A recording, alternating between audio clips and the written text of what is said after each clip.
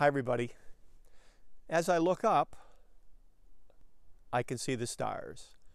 And that's what the wise men did. But who were they and where did they come from?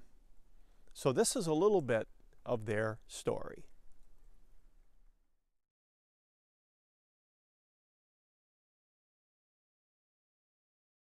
One of the great ancient empires was the Persian Empire. And we think the wise men were from Persia because that's east of Israel. The ancient religion of the Persians was Zoroastrianism. We're not sure of the dates of the prophet Zoroaster, but it's a long, long time ago. And their wise men, their priests, were known as magi. And this word is akin to our word magic. And their focus was what we would call astrology, not astronomy. Astrology looks at the stars, looks for meaning, tries to predict the future.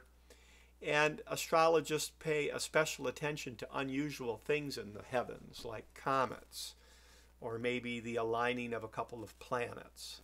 And the idea was that these things had great meaning. Now, the Persians were used to long-distance travel. They had a road called the Royal Road, which went the length of their empire. It was sort of like the Pony Express with post riders and things. And here's a picture of the Royal Road, a ruin of it in Iraq, I think. But this idea of long-distance travel was not unusual. You think of the Silk Road in China, for instance. Well, Alexander the Great and the Greeks conquered the Persians around 300 BCE, and as they made their way through the Persian Empire, they came across temples and priests of the Zoroastrians, and this is a symbol associated with Zoroaster, the eagle with the wings spread out. Alexander the Great might have seen this. We don't know.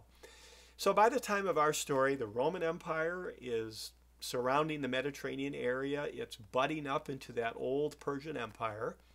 And this gives you a sense of where the wise men might have come from. Persepolis on the right was the capital of the Persian Empire.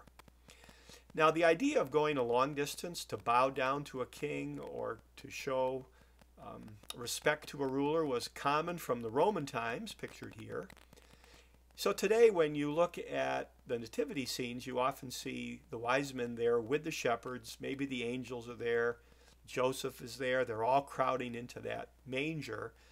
But that's probably not what happened. We're pretty sure that Jesus was probably around 2.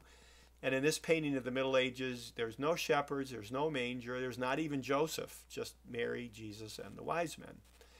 Now, we say 3 kings or 3 wise men because the Bible mentions 3 gifts, but no kings are mentioned by name and no number really. But the first gift mentioned is gold, and this is not unusual. Gold was rare, it was valuable, it was associated with royalty. It's a kind of thing you would give to a king. Another gift was frankincense, and that's the resin from a tree, and here it is in its resin form. But if you heat it and do other things to it, it creates a very aromatic perfume. It's just wonderful.